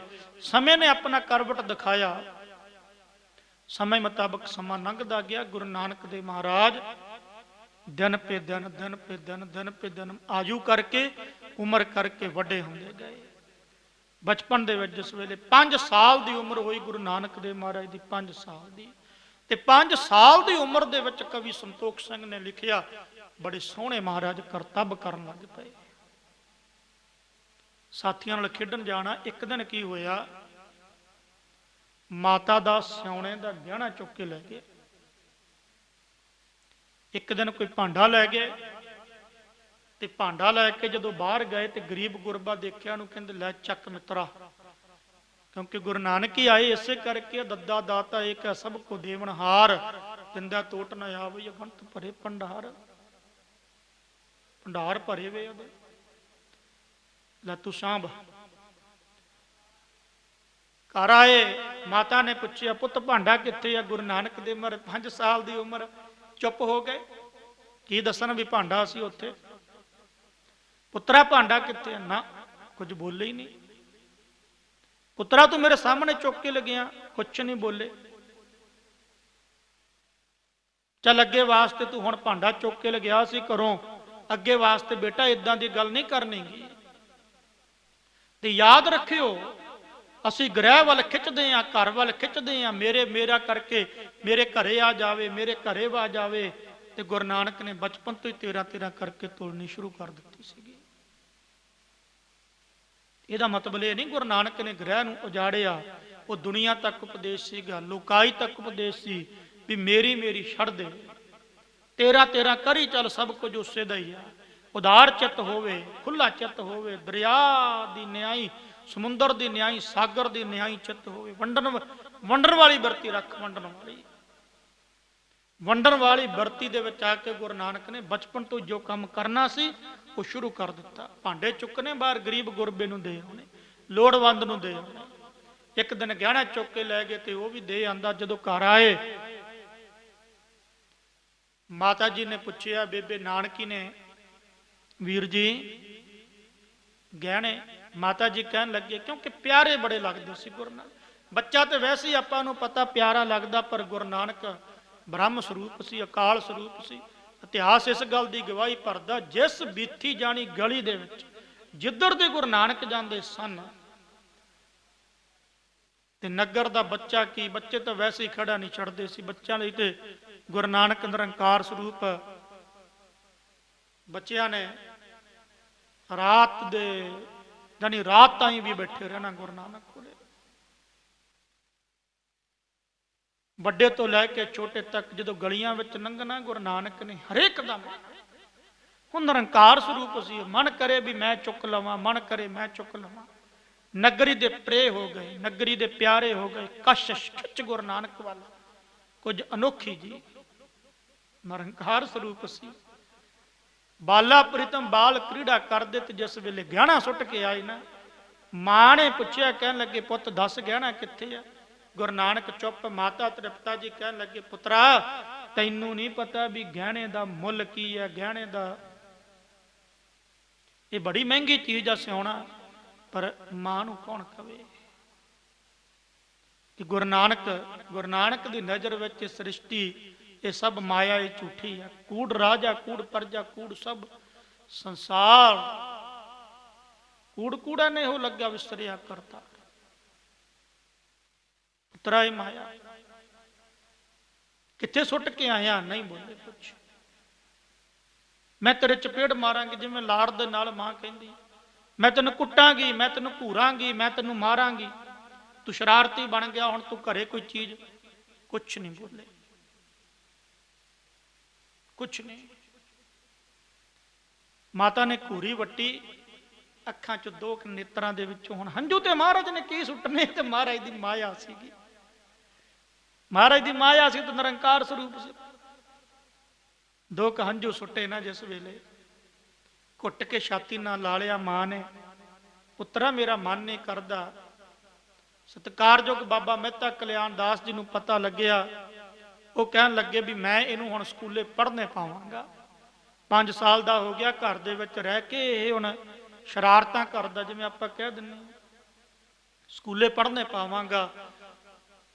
ਗੁਰੂ ਨਾਨਕ ਨੂੰ ਕਿਸ ਤਰ੍ਹਾਂ ਪੰਡਤ ਕੋਲੇ ਪੜ੍ਹਨ ਦੇ ਲਈ ਬਿਠਾਉਣ ਜਾਣਾ, ਜਿਹੜਾ ਅਗਲਾ ਇਤਿਹਾਸ ਆ ਲੜੀਵਾਰ ਆਪਾਂ, ਗੁਰੂ ਕਿਰਪਾ ਕਰੇ, ਗੁਰੂ ਬਖਸ਼ਿਸ਼ ਕਰੇ, ਗੁਰੂ ਰਹਿਮਤ ਕਰੇ, ਗੁਰੂ ਨਾਨਕ ਦੇਵ ਮਹਾਰਾਜ ਦਾ ਇਤਿਹਾਸ, ਸਾਰਾ ਇਤਿਹਾਸ ਆਪ ਰਹਿਮਤ ਕਰਕੇ, ਆਪ ਬਖਸ਼ਿਸ਼ ਕਰਕੇ ਮਹਾਰਾਜ ਕਰਵਾ ਲੈਣ। ਉਹ ਇਤਿਹਾਸ ਆਪ ਸੰਗਤਾਂ ਨਾਲ ਅੱਗੇ ਸਾਂਝੇ ਕਰਾਂਗੇ।